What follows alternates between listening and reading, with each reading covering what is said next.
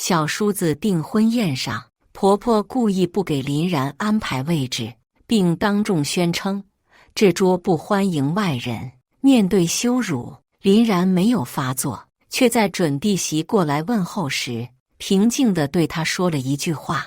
婆婆的脸色瞬间变得惨白，小叔子也惊慌失措。就在众人疑惑之际，林然拿出手机，将屏幕转向准弟媳：“看看吧，这就是你非要嫁的男人。”只一眼，准弟媳的笑容就凝固在了脸上。大家好，开始今天的分享之前，希望你能给人间烟火点个订阅，我将会分享更多优质的内容。林然站在镜子前，仔细地整理着身上的湖蓝色连衣裙。今天是小叔子张扬的订婚宴，作为嫂子，她自然要出席。虽然与婆婆李秀莲的关系一直紧张，但为了丈夫张凯的面子，她还是决定给婆婆一个面子。准备好了吗？张凯走进卧室，系着领带问道。好了，就等你了。林然对着镜子又补了补口红。5年的婚姻生活平淡如水，虽然没有太多波澜，但林然心里清楚，婆婆对她的不满一直都在。每次回婆家，李秀莲总能找出各种理由挑剔她。饭菜不是太咸，就是太淡；衣服不是洗得不干净，就是熨得不平整。相比之下，小叔子张扬简直就是李秀莲的命根子，无论做什么都是对的。今天可别和我妈起冲突，张凯提醒道。毕竟是杨洋的大日子。林然笑了笑，放心吧，我还不至于那么不懂事。到达宴会厅时，已经有不少亲戚到场。李秀莲一看到他们，立刻热情地迎了上来，但眼神只落在张凯身上。凯儿，你来啦，快进来坐。林然礼貌地打招呼。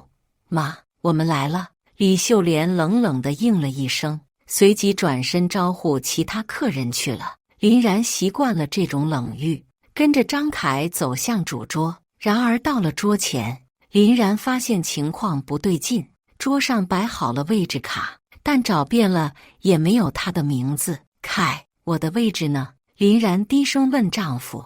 张凯也疑惑地看着桌上的安排，奇怪，可能是忘了放，我去问问妈。还没等张凯走开，李秀莲就走了过来。凯儿，你坐这边，靠近新人的位置。妈，然然的位置呢？张凯问道。李秀莲轻蔑地瞥了林然一眼。哦，他那边角落有位置。林然顺着婆婆指的方向看去，果然在最角落的一张桌子上有个空位，那里坐的都是一些不太熟悉的远亲。更令人难堪的是，那个位置连碗筷都没有准备。妈，这是什么意思？林然忍不住问道。李秀莲不屑地撇撇嘴，这桌不欢迎外人。这句话如一盆冷水浇在林然头上，周围亲戚的目光顿时聚集过来，带着探究和看好戏的意味。什么意思？我是外人。林然转向丈夫，声音微微发抖。张凯面露尴尬，轻声说道：“别生气，我妈可能说话不小心。”不小心？林然冷笑一声，他这分明是故意的。张扬和他的未婚妻李梦妍这时走了过来。李梦妍是个漂亮大方的姑娘，今天穿着粉色礼服，看上去很是甜美。察觉到这边的气氛不对，她疑惑地看了看李秀莲。阿姨，怎么了？李梦妍问道。李秀莲立刻换上一副慈爱的面容。没事没事，就是在安排座位。梦妍啊，你今天真漂亮。林然注意到李梦妍脸上闪过一丝不自然，似乎对婆婆的这种双标行为有些不满。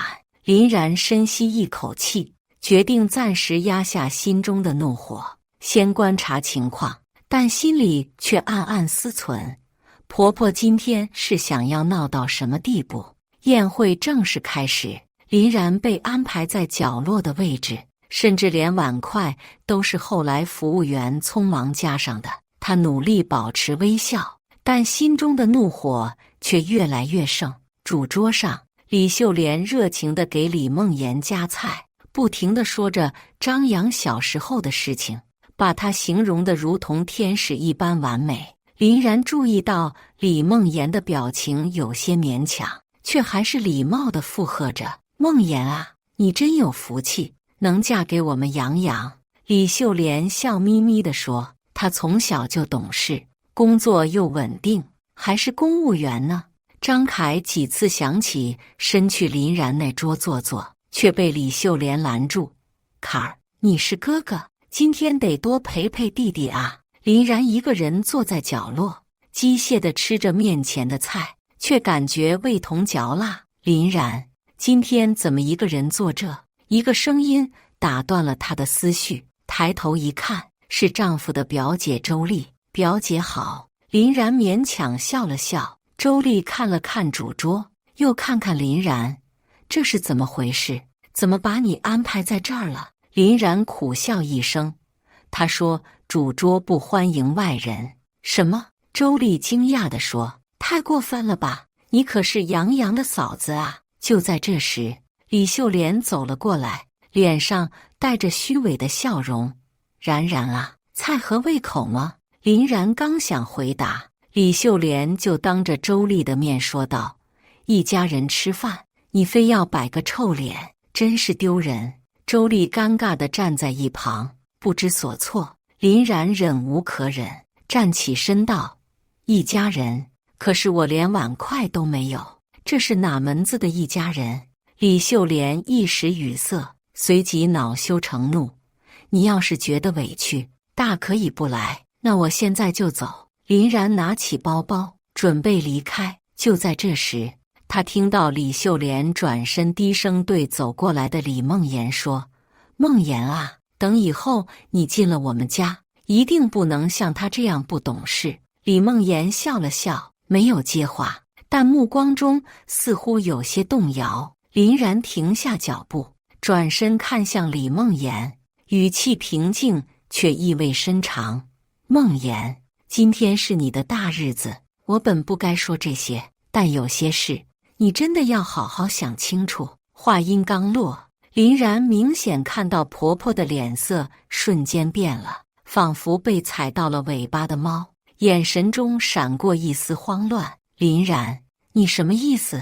李秀莲立刻打断林然的话，声音提高了8度：“今天可是杨洋的大日子，你别在这里挑事。”周围的亲戚们纷纷停下交谈，好奇地看向这边，气氛一时变得凝重起来。林然冷笑一声：“我只是想提醒梦妍，嫁人之前先看看未来的婆婆是什么样的人。”李梦妍站在一旁，脸上露出尴尬的表情，而张扬则皱起了眉头，快步走了过来：“嫂子，你今天是怎么了？”张扬语气不善地问道：“我怎么了？”林然反问：“我只是不想看到梦妍重蹈我的覆辙罢了。”李秀莲气急败坏地说：“林然，你别在这胡说八道，我们家杨洋条件这么好，梦妍能嫁进来是她的福气。”林然直视李梦妍的眼睛，语气平静却意味深长：“梦妍，你真的觉得嫁入这样的家庭是福气吗？”李梦妍低下头，没有回答。张扬看情况不对，忙拉着未婚妻的手说：“梦妍，别理他，他就是嫉妒我们。”在场亲戚们开始窃窃私语，有人同情林然，也有人责怪他在这种场合闹事，气氛一度陷入尴尬。张凯终于从主桌上起身，走过来，试图拉走林然。“然然，今天不适合说这些，我们先回去吧。”林然甩开丈夫的手：“我今天就想看看你们还能把我怎样。”李梦妍突然站出来，语气温和地说：“林然姐，我能和你单独聊聊吗？”李秀莲立刻慌了，抓住李梦妍的手腕：“聊什么聊？今天的事已经够乱了。”李梦妍轻轻挣脱了李秀莲的手。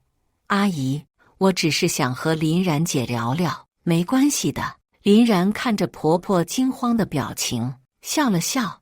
怎么，怕我说出什么见不得人的事情来？李秀莲脸色发白，张扬也显得异常紧张，两人交换了一个眼神。去吧，梦妍。张扬勉强笑了笑，不过别听他胡说八道。林然和李梦妍走到宴会厅的一角，周围的亲戚们都目送着他们，然后又转头议论纷纷。林然姐，你和婆婆的矛盾很深吗？李梦妍一坐下就直接问道。林然苦笑一声：5年了，从我嫁进张家的第1天起，她就没给过我好脸色。李梦妍皱眉：为什么呢？你和张凯哥感情不是挺好的吗？感情好不好是一回事，婆婆接不接受是另一回事。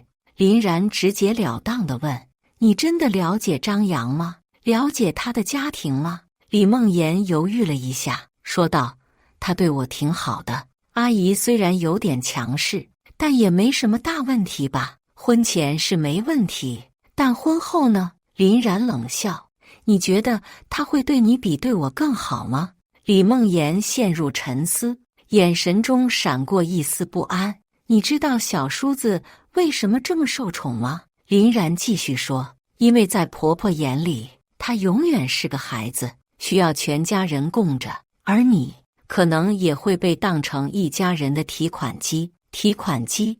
李梦妍脸色变得苍白。不会吧，张扬不是那种人。林然叹了口气，希望你不会后悔，但有些事情，我觉得你有权知道。就在这时，张扬突然冲了过来，脸色难看地抓住李梦妍的手。梦妍，别听他胡说八道。林然冷静地看着张扬：我胡说八道？那你敢不敢让梦妍看看你那些见不得人的事？张扬脸色一变，声音提高了8度：你胡说什么？胡说！林然从包里拿出手机。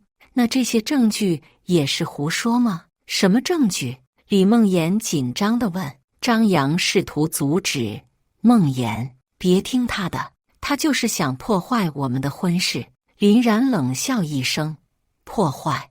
我只是想让梦妍看清事实而已，你自己做的事，怕什么？李梦妍犹豫了一下，还是坚定地说：我想看看。好，我给你看。林然把自己的手机递给李梦妍：自己看吧，这就是你未来的丈夫。李梦妍看完如遭雷击，像是被停在了原地。张扬的脸瞬间变得惨白，额头上冒出了细密的汗珠。视频中，张扬与一个陌生女子在酒吧亲密搂抱，甚至还大言不惭地说：反正我迟早要结婚，梦妍家有钱，娶了她就能轻松点。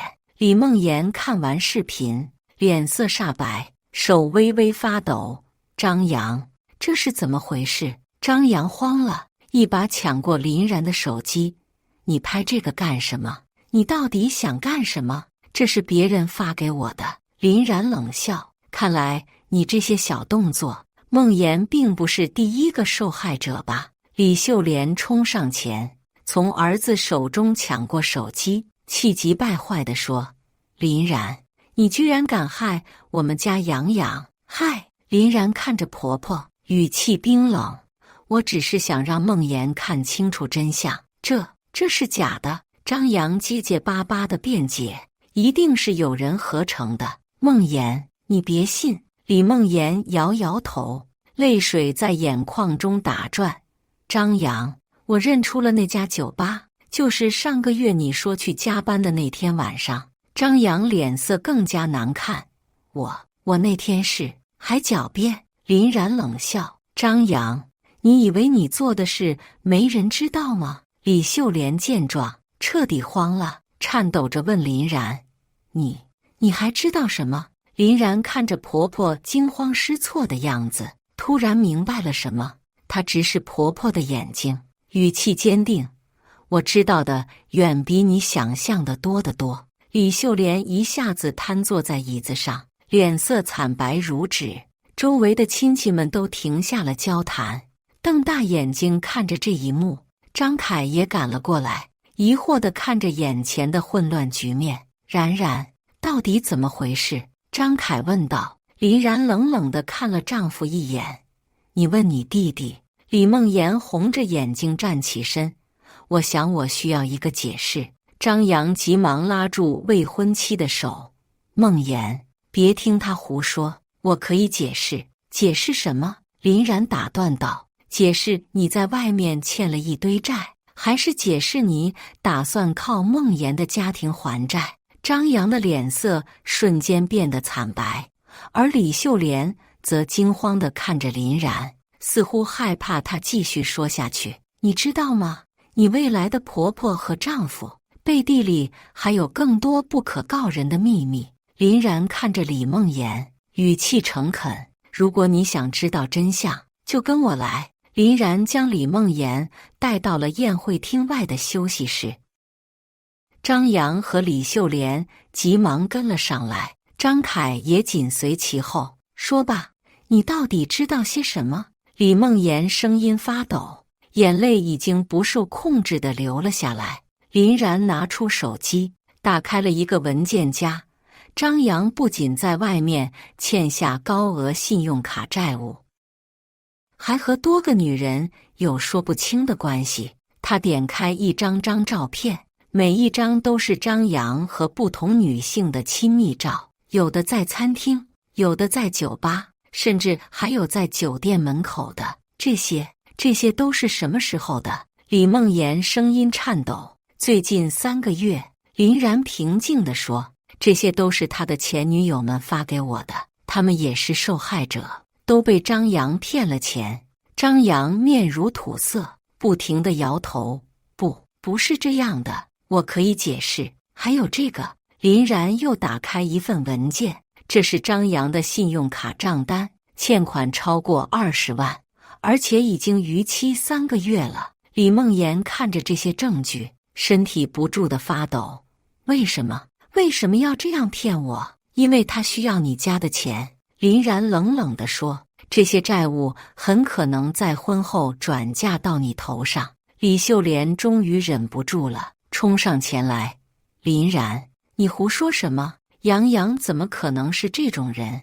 那您怎么解释这些证据？林然反问。还有，您是不是早就知道这一切？李秀莲语塞，脸色变得更加难看。张凯看着弟弟，眼中满是失望。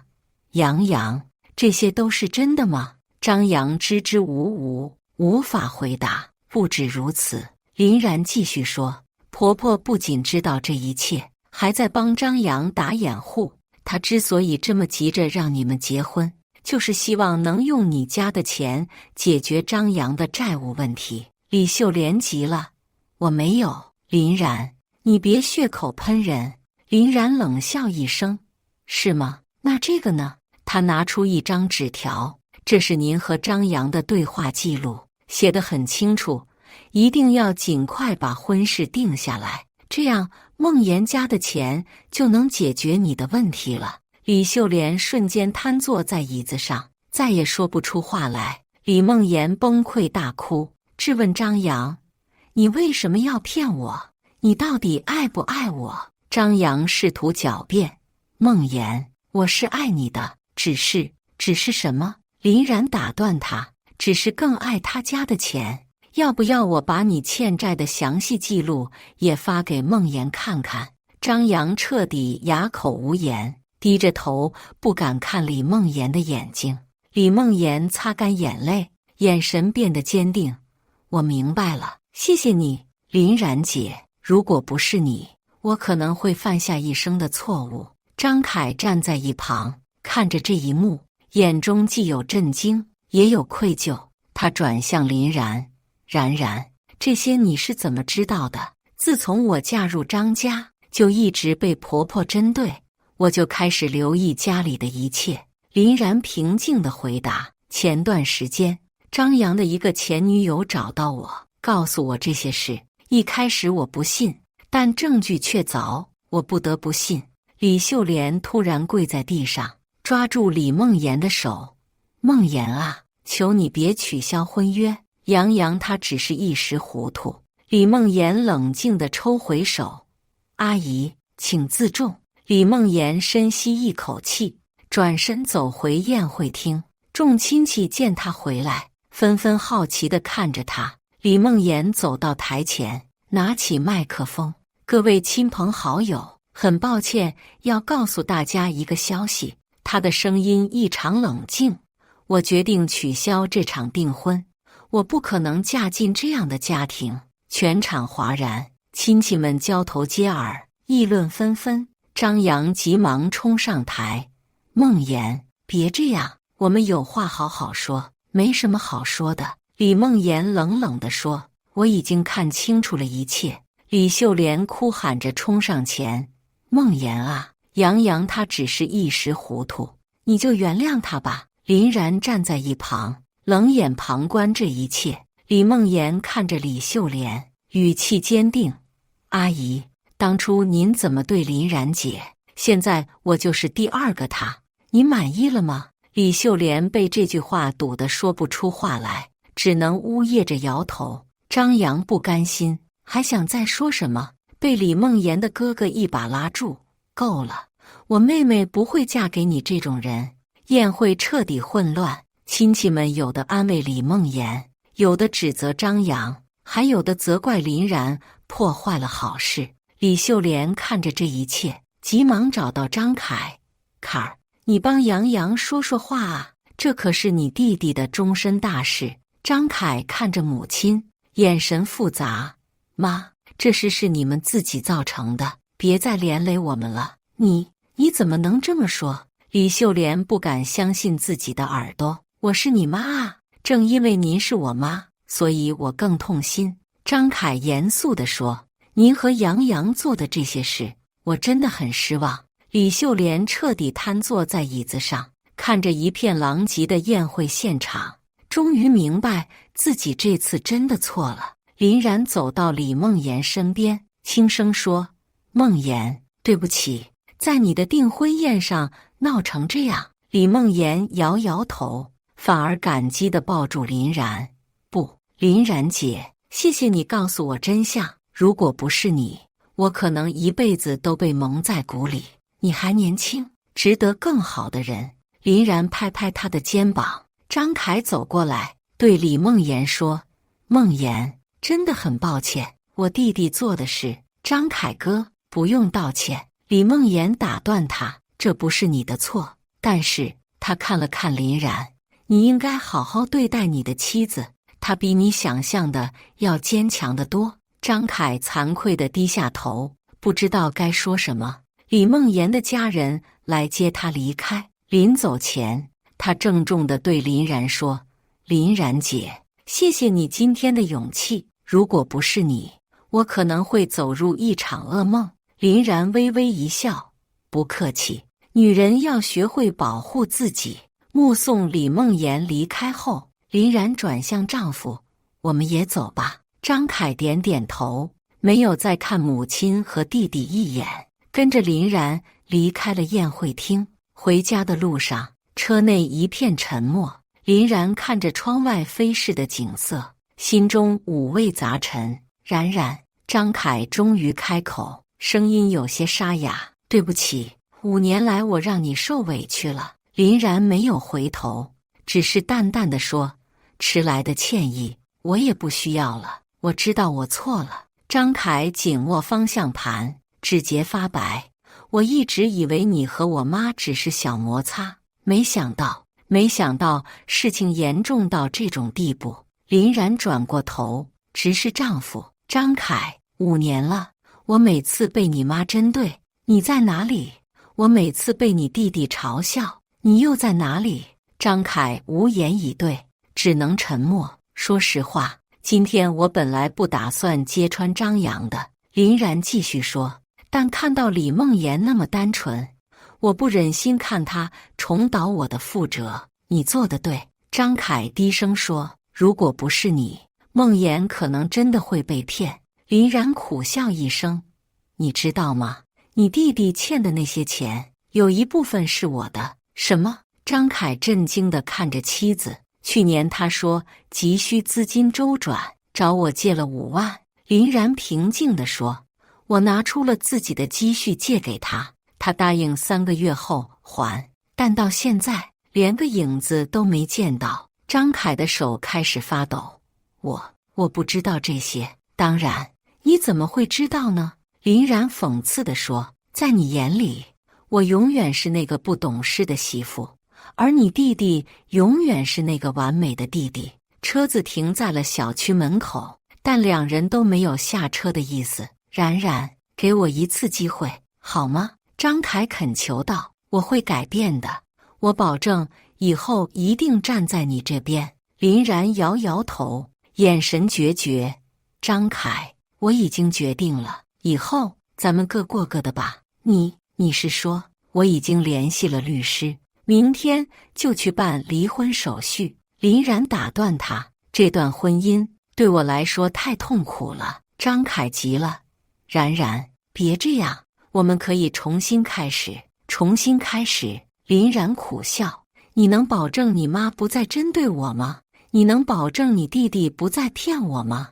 你能保证你自己不再软弱吗？张凯哑口无言，眼中闪烁着泪光。其实我早就准备好了，林然平静地说，上个月我已经租了新房子，今晚我就搬过去。至于这里，你自己住吧。冉冉，别说了。林然下了车，这5年我已经受够了，谢谢你让我明白，我不需要依靠任何人也能活得很好。说完，他头也不回地走进小区，留下张凯一人在车里发呆。第2天，林然如约来到民政局，张凯已经在那里等着了。他看上去一夜没睡，眼睛红肿，但还是签了字。离婚手续办完后，张凯拉住林然的手，冉冉，真的没有回旋的余地了吗？林然轻轻抽回手，没有了，祝你幸福。张凯走出民政局，林然深吸一口气，感受着初夏的阳光洒在脸上的温暖。5年的婚姻就这样结束了，但他没有想象中的伤心，反而感到一种前所未有的轻松。回到新家，林然站在窗前，看着远处的夕阳。他想起了订婚宴上李梦妍感激的眼神，想起了张扬和李秀莲慌乱的表情，想起了张凯最后的挽留，嘴角勾起一抹笑容。林然轻声说道，终于自由了。1周后，林然收到了李梦妍的消息，感谢她的勇气和诚实。据说张扬因为债务问题被公司辞退，李秀莲也因为这件事在亲友中颜面扫地，而张凯据说开始反思自己的错误，甚至去看心理医生了，但这些都与他无关了。林然关掉手机，专心准备明天的工作方案。窗外夕阳西下，为这座城市镀上了一层金色的光芒。新的生活才刚刚开始。以上就是今天分享的故事，大家有什么想说的、想吐槽的，欢迎在下方评论交流，也更希望能给人间烟火点个订阅，我将会分享更多优质的故事内容。